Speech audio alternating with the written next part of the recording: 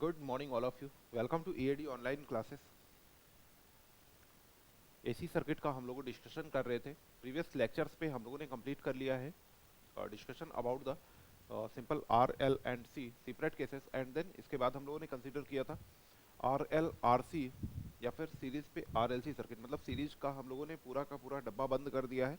आज का जो टॉपिक शुरू करेंगे हम लोग, तो शुरू करने वाले हैं relation in the parallel circuit. ठीक है, पैरेलल सर्किट पर आपके कौन कौन से या कैसे आपके फेजर रिलेशन होते हैं या फिर क्या सिचुएशंस आपकी बनती हैं। ठीक है, तो सबसे इंपॉर्टेंट पहले आपको क्लास को लाइक एंड शेयर कर देना है। सभी बच्चों को ज़्यादा से ज़्यादा क्लास को शेयर करें। चलिए आ जाता हूँ सीधे अपने टॉपिक पर।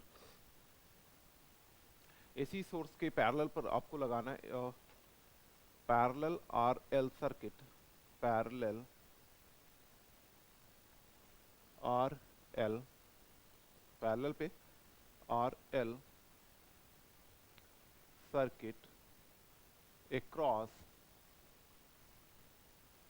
AC सोर्स के अक्रॉस पैरेलल पर पैरेलल आरएल सर्किट आपको कनेक्ट करना है। यहाँ पर आपको डिफरेंट रिलेशंस चेक करनी पड़ेगी अपनी। यहाँ पर इनकी कौन कौन सी रिलेशन बनती है, कैसी रिलेशन बनेगा, क्या कैसा रहेगा आपका सर्किट। चलिए ये लीजिए, एक आर और एक एल पैरेलल पे कनेक्ट कर दिया, और यह जो पैरेलल पर कनेक्ट किया गया उसको आपने कनेक्ट कर दिया एक वोल्टेज सोर्स के across. This is R, this one L. यहाँ से करंट आई आ रही है, यहाँ से करंट आ रही है आपकी आई आर, और इधर आपकी करंट कितनी आ गई आई एल। ध्यान दीजिएगा, क्योंकि ये सर्किट आपका पैरेलल पर है, तो पैरेलल पर होने के मतलब ये हो गया कि सर वोल्टेज जो है रजिस्टर और इंडक्टर दोनों पर सेम रहेगा। वोल्टेज बच्चों कैसा रहेगा, रजिस्टर और इंडक्टर दोनों पर सेम रहेगा, जबकि करंट जो है वे रजिस्टर इंडक्टर या फिर कहें कि सोर्स करंट ये आपस में डिफर करेंगे। ठीक है, ये आपस में आपका फेज डिफरेंस होगा, मतलब आपका सेम नहीं होने वाली है, अलग अलग वैल्यूज ये आपकी होने वाली हैं। आइए जरा इसके फेजर डायग्राम से शुरुआत करिए। यहाँ पर आप किससे शुरुआत करते थे, फेजर डायग्राम से। तो बेटा यहाँ पर आपको रेफरेंस फेजर क्या लेना चाहिए, इनमें से रेफरेंस फेजर क्या होगा, तो कौन सा आपका क्वांटिटी जो है वह कॉमन है या कौन सी क्वांटिटी सेम है। तो सब पर आपका जो सेम क्वांटिटी है वह वोल्टेज है। क्या आपके सेम मिल रहा है, तो वोल्टेज आपको यहाँ पर सेम प्राप्त हो रहा है। तो ये लीजिए, दिस इज वोल्टेज वी। और रजिस्टर का केस आया, फिर आप रजिस्टर पर आए कि रजिस्टर पर सर कैसा रहेगा। तो रजिस्टर पर वोल्टेज और करंट सेम फेज होते हैं ना, रजिस्टर पर वोल्टेज और करंट सेम फेज होते हैं, तो इस वजह से आई आर। ठीक है, इस वजह से आपका क्या बन गया बेटा, यहाँ पर आई आर आ गया। ये एक काम करते हैं, इसको यहाँ पर लिखे आई आर को, आई आर आपने यहाँ पर पुट किया। ठीक है, फिर आप आए इंडक्टर पर। तो इंडक्टर पर वोल्टेज क्या करता है, करंट से लैग करता है। वोल्टेज आपका करंट से बच्चों क्या करेगा, लैग किया करता है। सॉरी, उल्टा बोल गया मैं, करंट वोल्टेज से लैग करती, करंट क्या करती है, वोल्टेज से आपका लैग किया करती है। तो अगर आप इंडक्टर करंट बनाएंगे, इंडक्टिव करंट, तो आपकी कहाँ बनेगा, ये ऐसे बनेगा। कितने डिग्री पर आ रही है, तो 90 डिग्री पर लैग किया करती है। इसको कंबाइंड कर दिए तो आपको रिजल्टेंट करंट मिल जाएगी, दिस इज एंगल थीटा। ये क्या हो गया, ये आई आपका बन गया। ठीक है, ये आपको करंट आई यहाँ पर प्राप्त हो गई, सोर्स करंट भी आपको प्राप्त हो गई है। आई आर और आई एल के मध्य आपने रिलेशन बना लिया। मैंने आपको इनिशियली ही बोला था कि अगर आप यहाँ के फेजर्स अच्छे से सीख जाते हैं तो फिर आपको किसी भी फेजर डायग्राम पर कभी कोई समस्या नहीं होगी।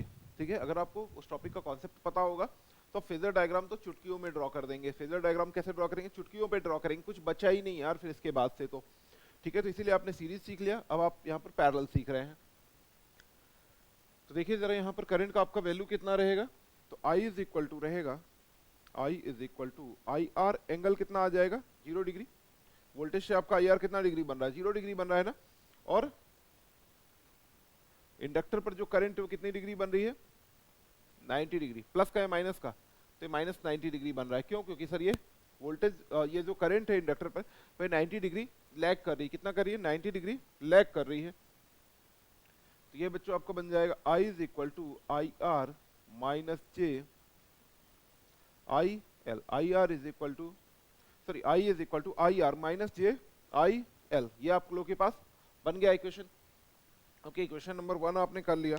अब एक काम करते हैं, यहीं से जरा पहले आप लोग मैग्नीट्यूड वगैरह फाइंड आउट करना सीख लीजिए। तो what is the sub source current, यहाँ पर V जरा लिख लो यार, V क्या है आपका, सोर्स वोल्टेज है एंड आई क्या है, सोर्स करंट है, सोर्स करंट है आपका। ये दोनों आपकी आरएमएस वैल्यूज हैं, ठीक है। ये वैल्यूज कौन सी हैं दोनों, तो ये आरएमएस वैल्यू है। आई आर क्या है, current flowing in the resistor R, and L क्या है, और आई एल है current flowing in inductor L, ठीक है। तो बच्चों यहाँ पर मैग्नीट्यूड आई कितना हो जाएगा, टोटल सोर्स करंट आपकी रहेगी I is equal to I R square plus I L square, I R square plus I L square, and what is theta, angle कितना है फेज डिफरेंस, तो theta is equal to tan inverse minus I L divided by I R, minus I L divided by I R. यहाँ पर देखिएगा, एक तो जो DC पढ़ करके आ रहे हैं आप लोग, उस पर आदत क्या खराब हो जाती है कि sir I is equal to I R plus I L मैं डायरेक्ट कर दूंगा, नहीं ये नहीं होगा, क्योंकि यहाँ पर फेज डिफरेंस है। जब फेज डिफरेंस हो रखे तो इसलिए ऐसा आपका आ जाएगा, I R minus J I L आएगा, ठीक है, आई R minus J I L आएगा, जिसकी वजह से अगर आपसे सोर्स करंट यहाँ पर पूछ रहा है कि भाई कितनी करंट आ रही, तो I is equal to root of I R square plus I L square, mistake मत करिएगा। ये आपके पास भाई करंट आ गई, आपके पास क्या यहाँ पर आ चुका है, करंट आपको प्राप्त हो चुकी है। चलिए भाई, करंट के बाद अब आपको क्या करना चाहिए, फ्रॉम इक्वेशन फर्स्ट, यहां जरा इसको एडमिटेंस पर लाइए, फ्रॉम इक्वेशन फर्स्ट, पहले इक्वेशन से आपका क्या बन रहा है, आई की जगह आप क्या लिख सकते हैं, v अपॉन जेड आप लिख सकते हैं, आई इज इक्वल टू आप क्या लिख देंगे, v अपॉन जेड मत लिखिए, आई को आई ही रहने दो, v is equal to I R की जगह आप बच्चों क्या लिख दोगे, v अपॉन आर लिख देंगे, माइनस जे आई एल की जगह आप क्या लिखेंगे, v अपॉन एक्सएल लिख देंगे, ठीक है, v अपॉन एक्सएल आप लिखेंगे, दिस इज आई, यह आपका आई रहने दीजिए, v upon R minus J v upon XL आपका आ गया, ओके सर। यहां जरा v कॉमन ले लीजिए, तो ये बन जाएगा i upon v is equal to 1 upon R minus J 1 upon XL, minus J 1 upon XL आपके पास आ गया, ओके सर। तो i अपॉन v को आप क्या लिख सकते हैं, i अपॉन v को आपको लिखना चाहिए admittance y, y is equal to g minus J B L, g minus J B L, equation number second आ गया आपका, क्या बन गया बच्चों, सेकंड इक्वेशन यहाँ पर आपका बन चुका है, ओके। तो चलिए इसका अगर आपसे कहें कि भाई इम्पीडेंस डायग्राम या एडमिटेंस डायग्राम आप ड्रॉ करें, तो आपका कैसे बनेगा बच्चों, ये लीजिए, ये बन जाएगा G B L Y angle theta, G B L and Y angle आ गया आपका थीटा डिग्री, ठीक है। अब से यहाँ पर मैग्नीट्यूड भी तो पूछ सकता है, मैग्नीट्यूड पूछेगा, यहाँ इनका यूनिट्स भी ध्यान रखिएगा। तो वैसे आपका क्या है, जरा नाम पहले लिखिए, जी क्या है, जी इज कॉल्ड कंडक्टेंस, जी आप बच्चों क्या बोलते हैं, यह सर कंडक्टेंस होता है, एंड बी एल आपका क्या होता है, B L is called inductive susceptance, inductive susceptance, B L आप क्या बोलेंगे, inductive susceptance, Y is called admittance, Y आप बच्चों क्या बोलते हैं, एडमिटेंस इज इक्वल टू, आप इसको 1 अपॉन जेड बोल सकते हैं, वाई को आप क्या बोल सकते हैं, इक्वल टू 1 अपॉन जेड। और यह जो एडमिटेंस होता है, इसका मात्रक क्या होता है, यह ससेप्टेंस आपका है, इसका मात्रक क्या होगा, तो मात्रक आपका इनका होगा सीमेंस, कितना आपका इसका यूनिट होगा, तो यूनिट इनकी होगी siemens, this is the unit of Y B L और जी, ठीक है। महो भी आप लोग इसकी यूनिट बोलते हैं, ठीक है, यूनिट आप इसकी महो भी बोलते हैं। सीखने के लिए बहुत कुछ है, इंपॉर्टेंट ये है कि अगर आप सीखने के इच्छुक है ना, तो सीखने के लिए तो बहुत सारा है इस एसी पर। पैरेलल आरएल का आप लोगों ने केस देख रहे हैं आप लोग, चलिए। तो अभी यहाँ पर एंगल्स वगैरह भी तो निकालिए, तो बच्चों y का वैल्यू कितना होगा, तो y इज इक्वल टू, अगर आप इसका मैग्नीट्यूड निकालते हैं, root of G square plus B L square, ठीक है। क्यों, क्योंकि आप माइनस बी एल स्क्वायर करोगे तो माइनस साइन हट जाएगा और एडिशन होता ही है। And what is the sir angle theta, तो थीटा इज इक्वल टू बचा है tan inverse minus B L upon G, tan inverse minus B L upon G, this is the theta. तो y आ गया आपके पास, थीटा आ चुका है। Impedance triangle भी आप लोगों ने बना लिया है यहाँ पर, ठीक है, क्या किया, इंपीडेंस ट्रायंगल भी आप लोग ऑलरेडी यहाँ पर बना चुके हो। इक्वेशन सेकंड पर अगर आप लोग आई स्क्वायर का मल्टीप्लाई करा दे, इक्वेशन सेकंड पर आप क्या करिए, यहाँ पर आप इस पर आई स्क्वायर का अगर आप मल्टीप्लिकेशन कराएं तो देखिए यहाँ पर आपका इक्वेशन कैसे बनेगा। चलिए भाई देखते हैं इक्वेशन आपका कैसे बनेगा। आइए जी, तो ये इक्वेशन है ना, इस पर मैं क्या बोल रहा हूँ कि आई स्क्वायर का, तो आई स्क्वायर जी नहीं आई स्क्वायर नहीं, वी स्क्वायर का मल्टीप्लिकेशन कराइए। क्या कराइए, इस पर अगर आप वी स्क्वायर का मल्टीप्लिकेशन कराते हैं तो देखिए multiply by V square in equation second, multiply by V square in equation second. तो देखिए आपके पास बच्चे क्या बन जाएगा, V square Y is equal to V square G minus J V square B L. तो ये बच्चों आपका हो जाएगा S is equal to P minus J Q L, S is equal to P minus J Q L. आपके पास value ये प्राप्त हो जाएगी, ठीक है, ये वैल्यू आपके पास प्राप्त हो गई। ओके सर, इसका पावर डायग्राम कैसे बनेगा, तो पावर डायग्राम देखो, डायग्राम आपके नहीं चेंज होंगे, जो भी आपके बन रहे थे, या पावर ट्रायंगल जो बन रहा है आपका वह प्रीवियस की तरह ही होगा, P Q L and S, ठीक है।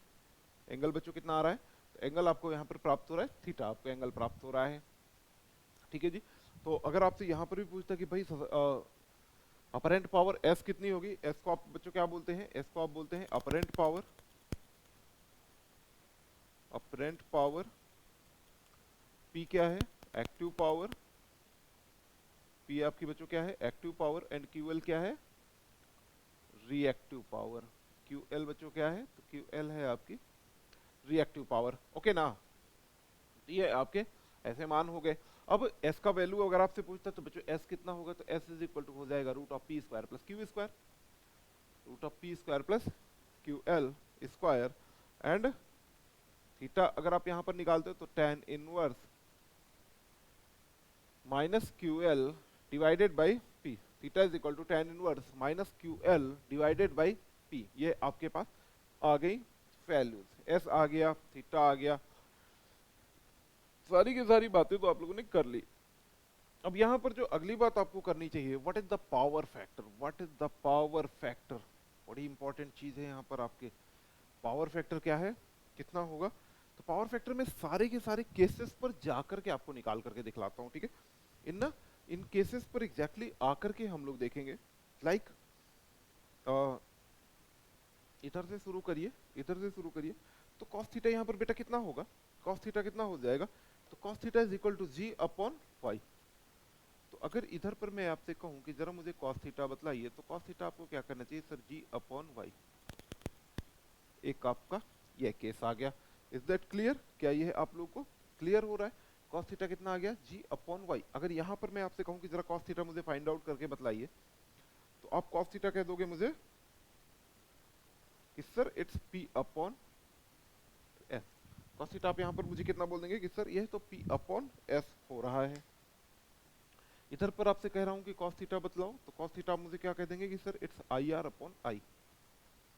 ये लीजिए पावर फैक्टर आ गया। दूसरी बात यहाँ पर जरा फिर कंसीडर करिए कि वोल्टेज और करंट के मध्य रिलेशन कैसा है, वोल्टेज और करंट के मध्य रिलेशन कैसा है, तो वोल्टेज लीड कर रहा है करंट से बाई एंगल थीटा। तो मतलब क्या हो गया, उल्टा आप अगर इसको बोलेंगे current lags voltage by theta degree, current lags voltage by theta. तो अगर करंट थीटा से लैग कर रही है, करंट वोल्टेज से थीटा लैग कर रही है, तो ये पावर फैक्टर कौन सा रहेगा सर, ये लैगिंग पावर फैक्टर आएगा। यहाँ पर आपको कौन सा पावर फैक्टर मिलेगा, तो यहाँ पर आपको लैगिंग पावर फैक्टर बच्चों प्राप्त होगा।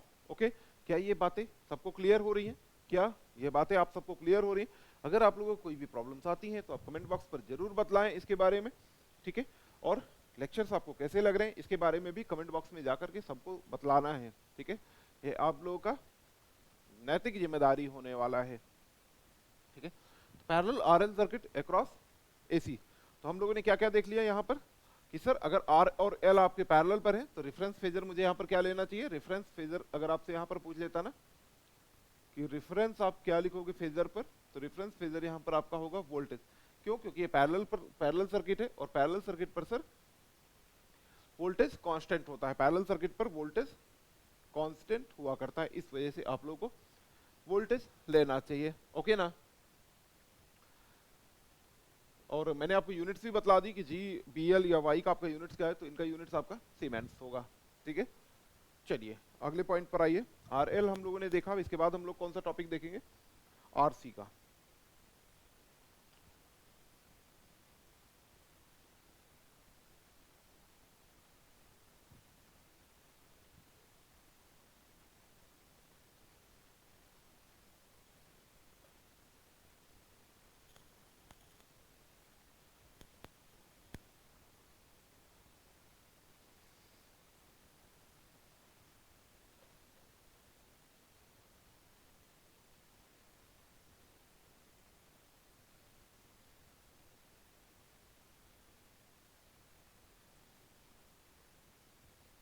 नेक्स्ट केसेस आर एल के बाद R C circuit, R C parallel R सी।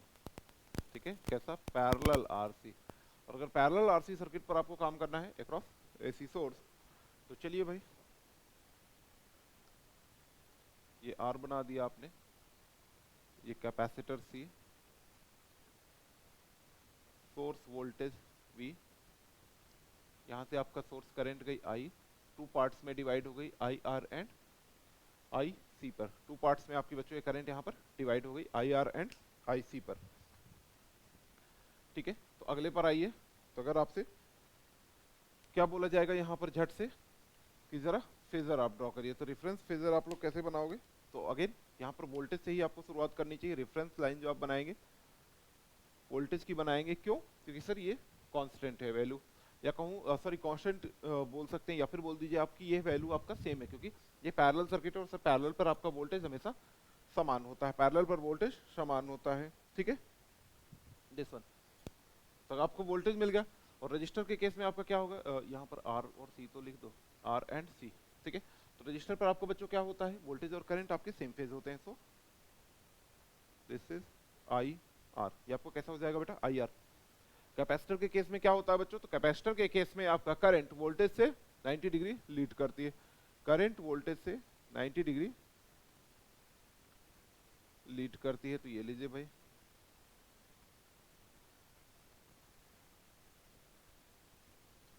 आईसी 90 डिग्री लीडिंग आ गई। आईसी कैसे आ गई बेटा? वोल्टेज से 90 डिग्री लीड कर गई। आईआर से नहीं, मुझे मतलब ये मत सोचिए कि सर आईआर से आप लीड करा रहे हो, आईआर से नहीं लीड करा, मैं तो वोल्टेज और करंट का रिलेशन जानता हूँ सिर्फ। और फिर मुझको क्या है कि एक फेजर सम बनाना है, सोर्स करंट तक आना है, इसलिए मैं इसको ऐसे ड्रॉ कर रहा हूँ। ओके ना? दिस इज करंट आई, ये आपका सोर्स करंट आई आ गई। एंगल बच्चों कितना आ गया? Theta degree. आपका एंगल यहाँ पर कितना आ चुका है? तो थीटा डिग्री यहाँ पर आपको एंगल भी प्राप्त हो गया। ओके, चलिए अब यहाँ पर आप लोग फेजर एडिशन करिए करंट के। ठीक है, किस टर्म्स पर शुरू करिए? तो करंट के टर्म पर। तो आई बेटा कितना हो जाएगा? I is equal to I R angle 0 degree plus I R angle 0 plus I C angle 90 degree plus I C angle 90 degree. Okay ना? ये आपके पास आ गया। अब आप इसको फर्दर सॉल्व करते थे जैसे प्रीवियस क्वेश्चंस पर, आई आर प्लस जे आई सी हो गया। ये क्या हो जाएगा? I R plus J I C. Equation number 1 बन गया। आपके पास क्या हुआ? इक्वेशन नंबर 1 ये बन गया। ओके ना? चलिए इसका मैग्नीट्यूड और एंगल आप फाइंड करें। यहाँ पर अगर आप देख रहे हो ना, तो आपको एक चीज समझ आ रही होगी कि सर करंट जो है फाइनल वोल्टेज से, जो सोर्स वोल्टेज है उससे थीटा लीड कर रही है। यहाँ पर आपकी करंट कैसी लीड कर रही है? थीटा डिग्री आपकी लीड कर रही है। ओके, दूसरा कैपेसिटिव सर्किट है, ऑब्वियसली लीडिंग आपका आना ही था, लीडिंग आपका आना ही था, क्योंकि इंडक्टर थोड़ा लगा है अभी यहाँ पर। अगर इंडक्टर होता था फिर पता नहीं चलता कि क्या आपके पास आता। तो दिस इज मैग्नीट्यूड। अगर मैं आपसे पूछूं तो आई इज इक्वल टू, आप मुझे मैग्नीट्यूड क्या बतला देंगे?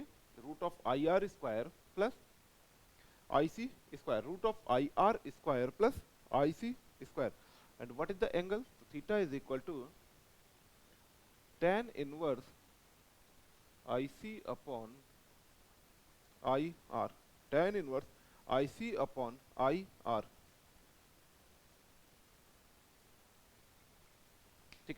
फ्रॉम इक्वेशन 1, चलिए इक्वेशन 1 को ही आप फर्दर आगे भी सॉल्व करें। फ्रॉम इक्वेशन 1, देखिए जो बच्चों को ज्यादा परेशान करता है टॉपिक, वो पैरेलल वाला ही हमेशा परेशान किया करता है, क्योंकि पैरेलल को बहुत ज्यादा वो प्रैक्टिस नहीं करते हैं। प्रॉब्लम क्या है कि पैरेलल सर्किट को प्रैक्टिस नहीं करते, और जब आपका पैरेलल सर्किट आ जाता है एग्जाम पे, तो फिर बगले झांकने लगते हैं कि अब यार ये कैसे होगा। इसके लिए मैं तो सजेस्ट करूंगा कि आप लोग इसका प्रैक्टिस जरूर करें, और देखिए ये छोटी छोटी प्रैक्टिस करेंगे तो फिर आपके लार्ज क्वेश्चंस भी आसानी से बन जाएंगे। तो इक्वेशन 1 से, इक्वेशन 1 बच्चों क्या था, तो ये था I is equal to I R plus J I C, J I C. तो ये कितना बन जाएगा, I is equal to I R को आप बच्चों क्या लिख सकते हैं, V upon R plus J, I C क्या लिख सकते हैं, V upon X C, V upon X C. तो क्या बन गया, I upon V is equal to 1 upon R plus J 1 upon X C.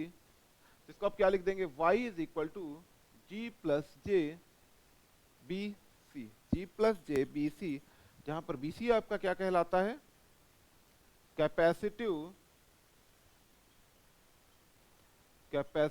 Susceptance, capacitive susceptance.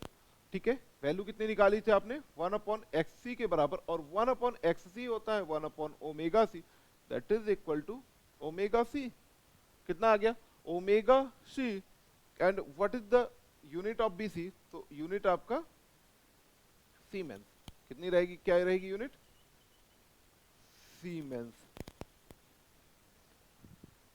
Unit क्या रहेगा, यूनिट आपका सेम सीमेंस रहेगा। जी आपका क्या है, कंडक्टेंस, जी आप क्या बोलते हैं जी को, सर इट्स कंडक्टेंस,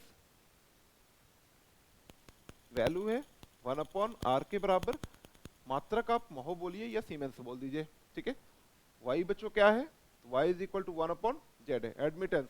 ठीक है, इसको आप क्या बोलते हैं, एडमिटेंस। ये लीजिए, ये आपका एडमिटेंस। फेजर डायग्राम जरा बनाइए इसका, फेजर कैसे बनेगा, तो फेजर डायग्राम अगर आप इसका ड्रॉ करेंगे तो कैसा आएगा,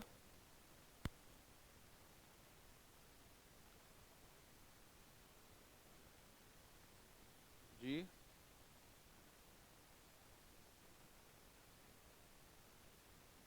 B C and Y, angle कितना आ गया, theta, G B C Y, angle आपका थीटा, लीडिंग का आपका बन गया केस। अब यह जो इक्वेशन था, इसको इक्वेशन नंबर सेकंड करिए। ठीक है, इक्वेशन नंबर सेकंड करिए, y का वैल्यू आकर के मुझे यहाँ पर बतलाएं आप लोग। तो y का वैल्यू बच्चों कितना निकल आएगा, तो y इज इक्वल टू आएगा, अगर सिर्फ मैग्नीट्यूड आपसे पूछ रहा हूँ तो मैग्नीट्यूड कितना आ जाएगा बेटा, तो यहाँ पर बच्चों मैग्नीट्यूड आएगा root of G square plus B C square, root of G square plus B C square. What is the power factor angle theta, तो theta is equal to tan inverse B C upon G, tan inverse B C upon G. Okay ना, similar अगर आपसे कहा जाए कि power diagram draw करिए, similarly आपसे क्या कह देता है कि पावर डायग्राम जरा बनाइए, तो बेटा आपका पावर डायग्राम कैसे बनेगा, दिस इज दिस वन, ये आपका P हो जाएगा, ये QC हो जाएगा, एंड ये हो जाएगा S। ठीक है, एंगल कितना आ गया, angle is your theta degree. कितना एंगल है आपका, जो P और S के मध्य है वह थीटा रहेगा आपका। ओके चलिए, अब यहाँ पर आपका मैं पावर फैक्टर एंगल पर कंसंट्रेट करूंगा, तो theta is equal to tan inverse, ठीक है, theta is equal to tan inverse QC upon P, QC upon P। ठीक है, बाकी S का वैल्यू वैसे ही same to same, S is equal to root of P square plus QC square, QC square. ये बातें हो गई कॉमन टाइप की। यहाँ पर ये जो बातें मैंने आप लोगों से अभी डिस्कस की, तो ये बड़ी सिंपल टाइप्स की बातें हो गई। देखा जाए तो बातें आपकी एक प्रकार से रिपीट भी हो रही हैं, ठीक है, क्योंकि सेम ही चीजें पता करनी है भाई, RL हो गया, RC हो गया, या RLC आपका हो जाएगा। तो आप लोग कैसे फाइंड आउट करेंगे, सीरीज आप लोगों ने पढ़ा, अब इसके बाद आप लोग देख रहे हो पैरेलल सर्किट। अब आप लोग बच्चों किसका डिस्कशन कर रहे हो, पैरेलल पर आप लोग डिस्कशन अपना कंटिन्यू किए हुए हैं। ओके, तो चलते हैं भाई, इसका अगर आगे डिस्कशन अब हमको बढ़ाना है। मैंने क्या बोला था कि हाँ पावर फैक्टर समझिएगा, क्योंकि cos theta is equal to r upon Z series में लगाना तो अच्छा लगता है, पैरेलल के केस में बदल जाता है, पैरेलल के केस में आपकी वैल्यूज डिफर करती हैं, तो इसलिए यहाँ पर इसको सीखना ही पड़ेगा। ठीक है, अब इस केस पर आइए, सीधे यहीं से शुरुआत करिए। तो बच्चों यहाँ पर cos थीटा कितना होगा, cos theta is equal to कितना होता है, आधार बटे करंट, तो आधार आपका कितना है I R and this is I, तो कितना हो गया I R upon I. Current voltage से क्या कर रही है, लीड कर रही है, तो यहाँ पर आपका पावर फैक्टर कैसा आ जाएगा बच्चों, तो लीडिंग नेचर का आपको पावर फैक्टर मिलेगा। कैसा पावर फैक्टर मिलेगा, लीडिंग आएगा। दूसरे पर आइए, यहाँ पर आप जरा लिखिए cos थीटा कितना होगा, cos theta is equal to कितना हो जाएगा बेटा, तो ये हो जाएगा g upon y। cos theta यहाँ पर आपका कितना हो जाएगा, cos theta becomes equal to g upon y।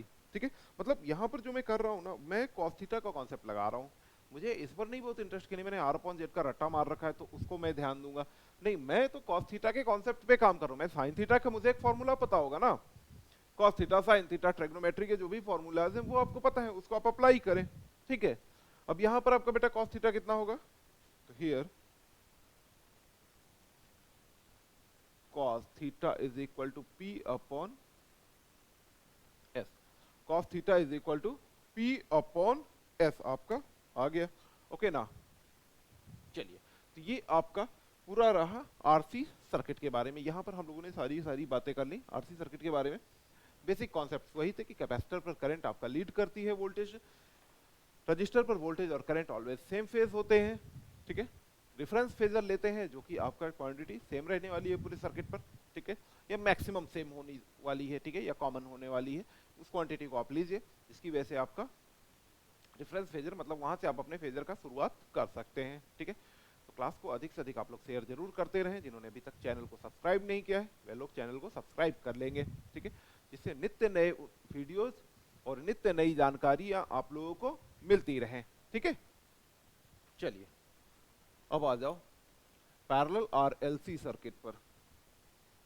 Parallel RLC भी दिखलाऊंगा, एक स्पेसिफिक केस भी दिखलाऊंगा। उम्मीद मैं करता हूं कि आप लोग के लिए क्लासेस बेनिफिशियल होने वाली हैं, कि आप लोगों को कुछ समझ में आएगा, कुछ मजेदार क्लासेस आपको लगेंगी ये।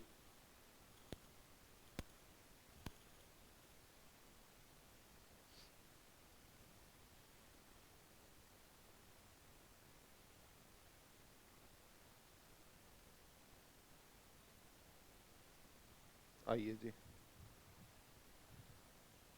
Next case is parallel RLC, parallel RLC circuit across AC source, AC source के अक्रॉस पैरेलल आरएल और सी सर्किट आपका कैसे बनेगा, ड्रॉ करें। This is R, this one L and this is सी।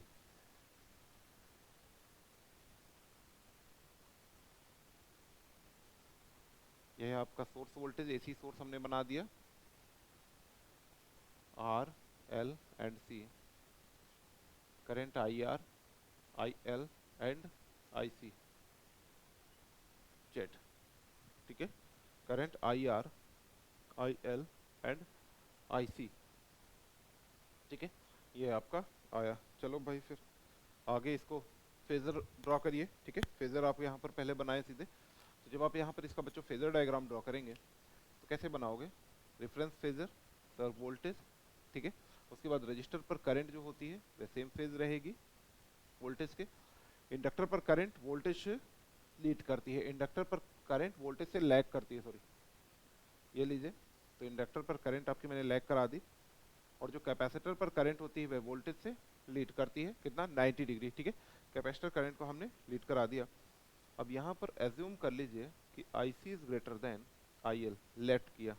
ठीक है, लेट आपने क्या किया कि IC is greater than IL, तो अगर आप IC is greater than IL कर रहे हो तो चूंकि IC और IL आउट ऑफ फेज है ना, चूंकि ये दोनों क्या है, आउट ऑफ फेज है, और जब आउट ऑफ फेज है तो ये सब्ट्रैक्ट हो जाएंगे। ये कैसे हो जाएंगे, एक दूसरे से सब्ट्रैक्ट होंगे, बड़े वाले से मैग्नीट्यूड से छोटा वाला मैग्नीट्यूड सब्ट्रैक्ट होगा, तो this will becomes IC minus IL। ये बच्चों क्या बन जाएगा, IC माइनस IL। ये आपका क्या आ गया, I, कितना एंगल आ गया बच्चों, तो एंगल आपका यहाँ पर थीटा आ गया। कितना एंगल आ जाएगा यहाँ पर, तो थीटा डिग्री यहाँ पर आपको एंगल आ गया। चलिए भाई साहब, जब आपने ये कर ही लिया है डिसाइड, तो फिर अब इसको नोट भी तो आप ही लोग करेंगे। तो आई का वैल्यू बेटा कितना हो जाएगा, तो आई इज इक्वल टू आएगा आई आर एंगल 0 डिग्री। आई का वैल्यू कितना आ गया बेटा, तो आई R angle 0 degree plus I L angle -90। I L angle -90 क्योंकि सर ये देख लो, आई एल वाला जो पोर्शन है, ये आई एल जो करंट है वह लैग कर रही है वोल्टेज है, तो -90 plus I C angle 90 degree plus I C angle 90 degree. चलिए सॉल्व करें आप इसको, तो कितना आ जाएगा, I R plus J I L minus J I C, I R plus J I L minus J I C. चलिए आगे सॉल्व करें आप इसको, तो आई इज इक्वल टू आ जाएगा आई आर प्लस जे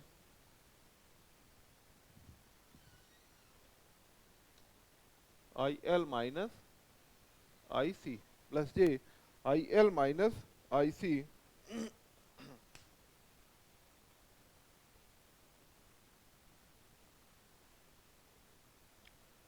ओह, ये मैंने उल्टा कर दिया, यहाँ पर थोड़ा सा मिस्टेक कर दी बच्चों, क्योंकि वन एंगल -90 डिग्री है तो माइनस आना चाहिए, और ये वन एंगल 90 डिग्री तो प्लस जे आएगा। तो यह आपका जो बनेगा वह रहेगा आई सी माइनस आई एल। ठीक है, this is your equation number 1। हमने क्या किया, इसको इक्वेशन नंबर 1 मान लिया। तो बेटा यहाँ पर मैग्नीट्यूड कितना होगा, तो मैग्नीट्यूड रहेगा करंट का I is equal to I R square plus I C minus I L whole square. देखो मैग्नीट्यूड पर बेटा कोई फर्क नहीं पड़ा करता है, मैग्नीट्यूड पर आपके कोई फर्क नहीं पड़ेगा, आई सी बड़ा आई एल बड़ा, क्योंकि दोनों का जब स्क्वायर करोगे मैग्नीट्यूड तो सेम आएगा, और माइनस साइन भी रहा होगा तो उसका स्क्वायर करके वह पॉजिटिव हो जाएगा। ठीक है, तो मैग्नीट्यूड पर आपके कोई फर्क नहीं पड़ने वाला, मैग्नीट्यूड तो आपको सेम टू सेम वैसा ही प्राप्त हो जाएगा। ठीक है, थीटा कितना आएगा बेटा यहाँ पर, तो थीटा इज इक्वल टू रहेगा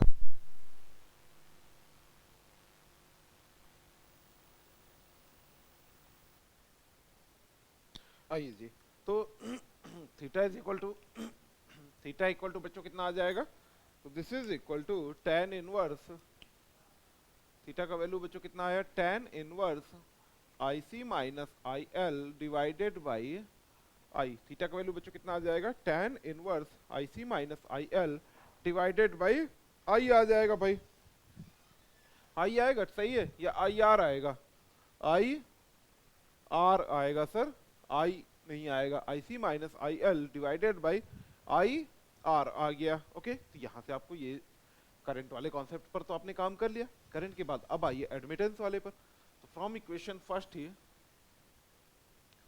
फ्रॉम इक्वेशन फर्स्ट, ठीक है, अगर आप इक्वेशन फर्स्ट पर काम करते हैं तो आई इज इक्वल टू आप क्या लिखेंगे, आई आर का वैल्यू बेटा क्या लिख सकते हो, V upon R plus J V upon XL, V upon XL minus V upon XC, V upon XC minus V upon XL, यह आपके पास आ जाएगा।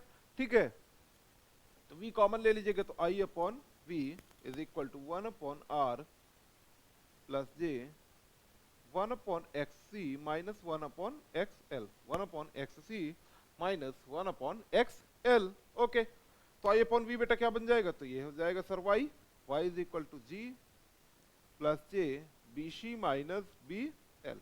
ठीक है जी, B C minus B L आपके आगे। ओके ना, तो यहाँ पर आपका इम्पीडेंस ट्रायंगल कैसे बनेगा बेटा, यहाँ पर आपका इम्पीडेंस ट्रायंगल कैसे बनेगा, तो ये लीजिए, ये आपका इम्पीडेंस ट्रायंगल बन जाएगा कुछ ऐसा, G B C minus B L, ये थीटा आ गया, और ये आपका आ गया वाई। ठीक है, तो ऐसे आपका इम्पीडेंस ट्रायंगल बन जाएगा। ओके जी, जहाँ बीसी और बीएल क्या है, ससेप्टेंस है। ठीक है, बीसी माइनस बीएल को आप बच्चों यहाँ पर क्या लिख सकते हो, चाहो तो बी लिख दो, बीसी माइनस बीएल को आप सिंपल यहाँ पर बी लिख सकते हैं, और this is called the susceptance. आप इसको क्या बोलेंगे, तो आप इसको कहते हैं ससेप्टेंस। ठीक है, चलिए भाई आगे आइए, इस पर अब और बातें करिए कि sir what is the magnitude of admittance.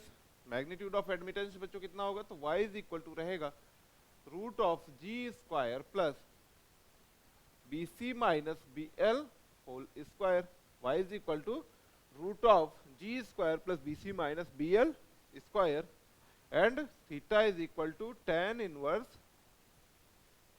Inverse B C minus B L divided by G, tan inverse B C minus B L divided by जी। ये आपके पास थीटा भी आ गया, y भी आ गया और थीटा भी आ गया, दोनों वैल्यूज आपके पास यहाँ पर आ गई हैं, ठीक है। और आप लोग क्या इसका पावर का टर्म करना चाहोगे, ठीक है। अगर आप लोग इसका पावर के टर्म पर इसको करना चाहते हो तो आप क्या कर दोगे, सिंपल सा मैं पावर ट्रायंगल बना दे रहा हूं यहाँ पर, पावर ट्रायंगल।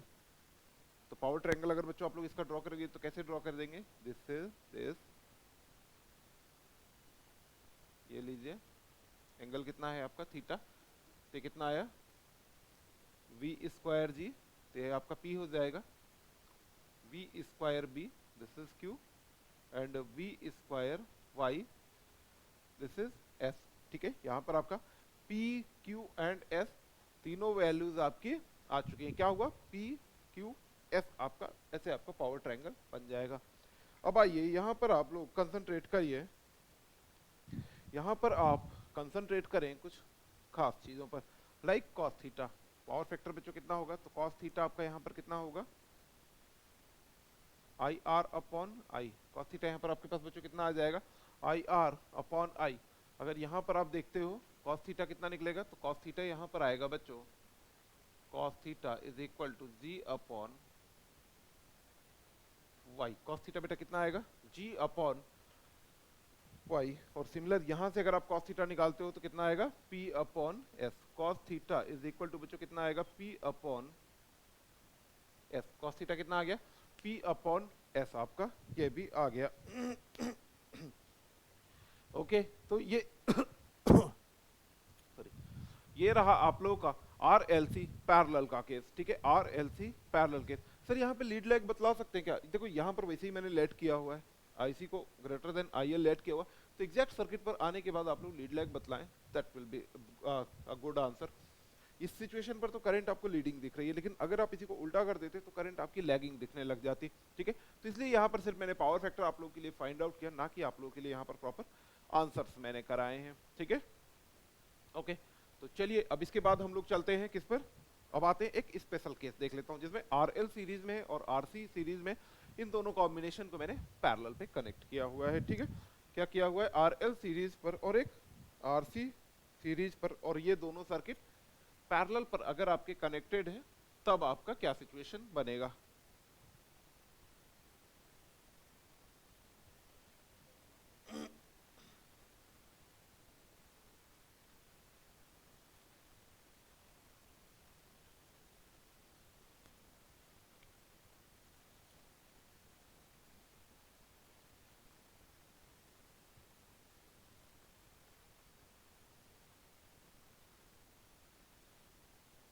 आइए जरा सीखते हैं एक स्पेशल केस के बारे में, एक स्पेशल केस की स्टडी आप लोग कर लीजिए। यहाँ पर कैसे है,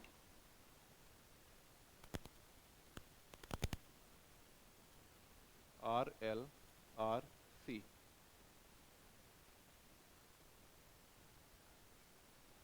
this is R1 L, this is R2 C। यहाँ से आपकी करंट आई आई, यहाँ पर I1 मान लिया, यहाँ पर करंट आपकी बच्चों कितनी आ रही होगी I2 करंट आपकी फॉर एग्जांपल आ रही है, ठीक है। यहाँ पर आपकी कितनी करंट आ रही है I1 I2। यहाँ पर बहुत डिफरेंट तरीके से आप लोगों के क्वेश्चन किया करता है, बहुत ही डिफरेंट तरीके से क्वेश्चन करता है। लाइक इधर पे पूछ लेगा कि जरा इधर बतलाओ G1 कितना होगा, या फिर कह देगा टोटल इस सर्किट का कंडक्टेंस कितना होगा, टोटल सर्किट का एडमिटेंस कितना होगा।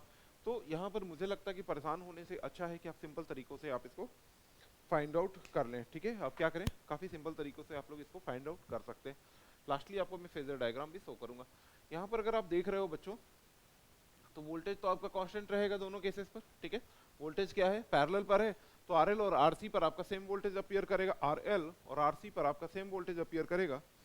तो what is the value of I1, तो I1 is equal to V upon R1 plus J XL, R1 plus J XL आपकी ये करंट आ जाएगी।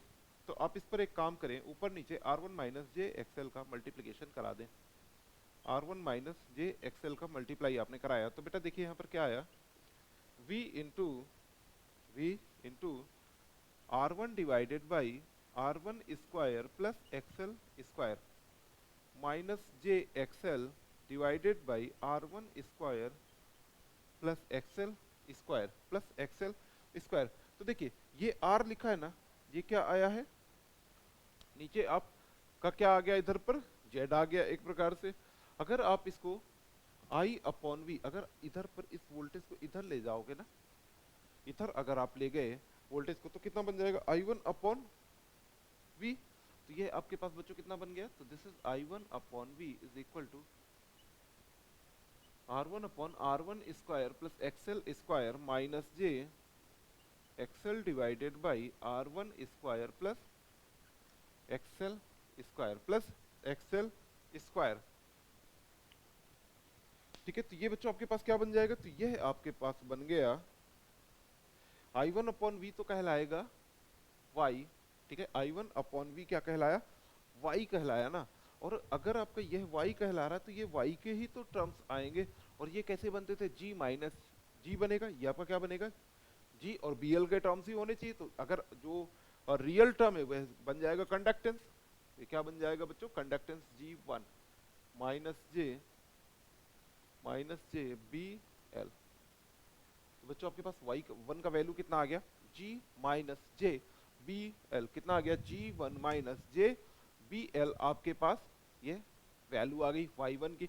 अच्छा सर Y1 ऐसा आ गया, समझ पा रहे हो ना मेरी बात को, Y is equal to G plus JB होता है, प्लस माइनस JB।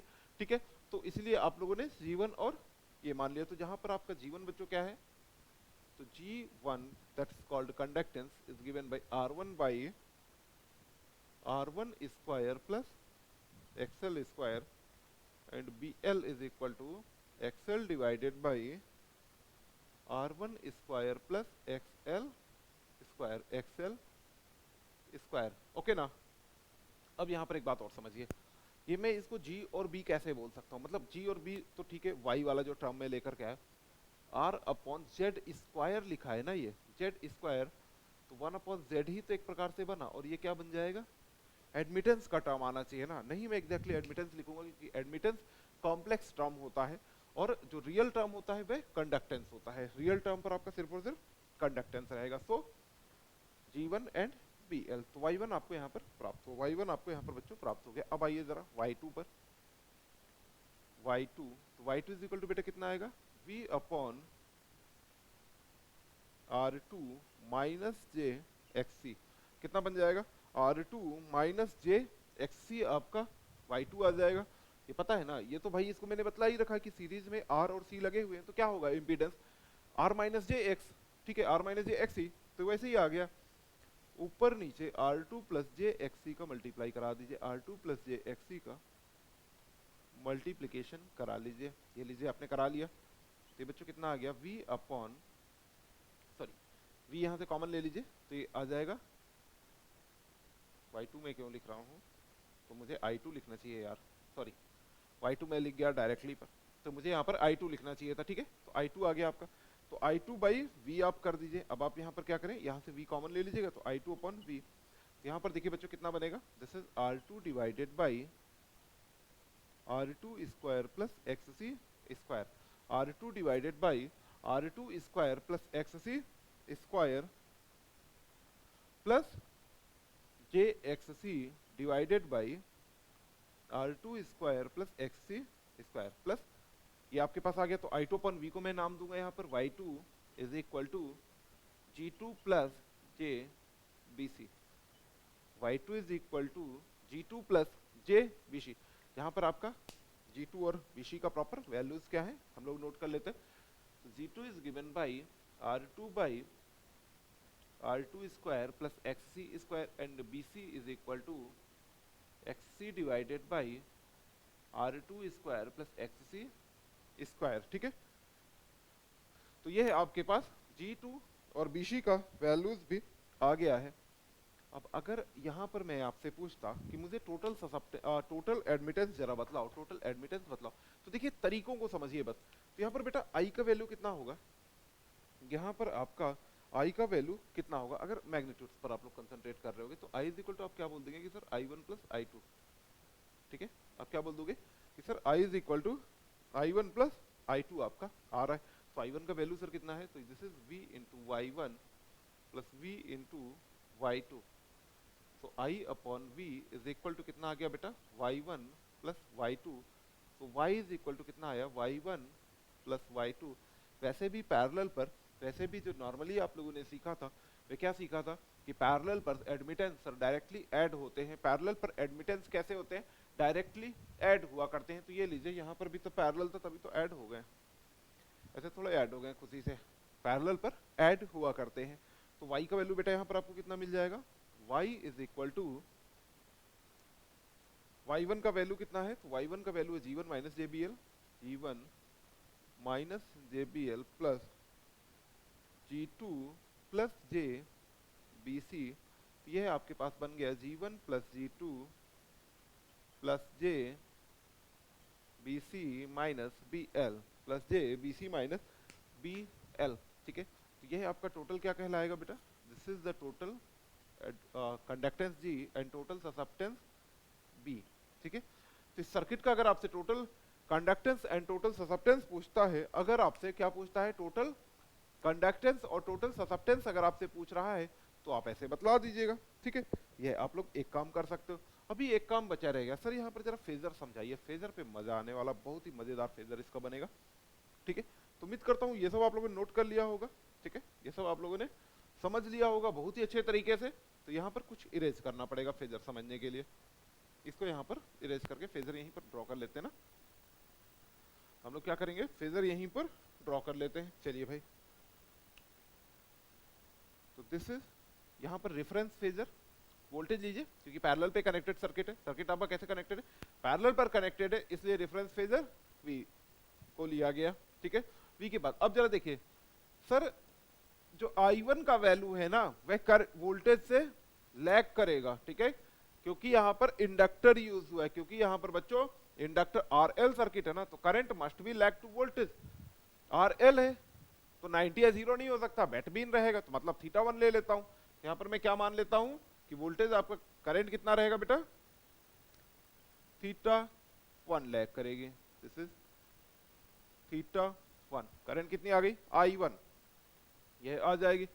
दूसरा RC के केस में क्या रहेगा, करंट लीड करेगी, ठीक है, करंट लीड करेगी वोल्टेज से, कितना लीड करेगी बच्चों, θ2। यहां पर आपको कितना करंट लीड करेगी, θ2 पर, ओके। तो ऐसे बनेगा फेजर। यहाँ पर ऐसे फेजर्स का बहुत कमाल आएगा, क्योंकि ये जब क्वेश्चंस आते हैं ना, अक्सर किसी भी एग्जाम पर बच्चे को फंसा देते हैं, ठीक है। क्या करता है, किसी भी एग्जाम पर जब ये क्वेश्चंस आते हैं तो मोस्टली चांसेस होते हैं कि बच्चा फंस ही जाता है कहीं ना कहीं। तो आप अगर थोड़ी सी प्रैक्टिस करते हैं फेजर डायग्राम की, एंड थोड़ा सा ये प्रैक्टिस अगर आप लोग कर लेते हैं, तो आपको सॉल्यूशन बहुत अच्छे तरीके से प्राप्त हो जाएगा, ठीक है। तो आपको अच्छे तरीके से एक सॉल्यूशन प्राप्त हो जाता है, ओके। बाकी इसके न्यूमेरिकल्स के लिए आइए EAD ऐप पर, वहाँ पर आपको कुछ सूचनाएं भी मिल जाएंगी, और वह PCL AE हो या डिफरेंट एग्जाम्स हैं इन फ्यूचर में AE के, उनसे रिलेटेड आप लोग को बैच भी मिलेंगे, लॉट्स ऑफ प्रैक्टिस होगी वहाँ पर, टेस्ट सीरीज होगी, और एटसेट्रा, वहाँ पर बहुत सारे काम होंगे। तो क्लास को आप लोग लाइक एंड शेयर करना ना भूलें, और लास्टली आप यहाँ पर कमेंट करके जरूर बतलाएं कि आपको क्लास कैसी लगी। Thank you.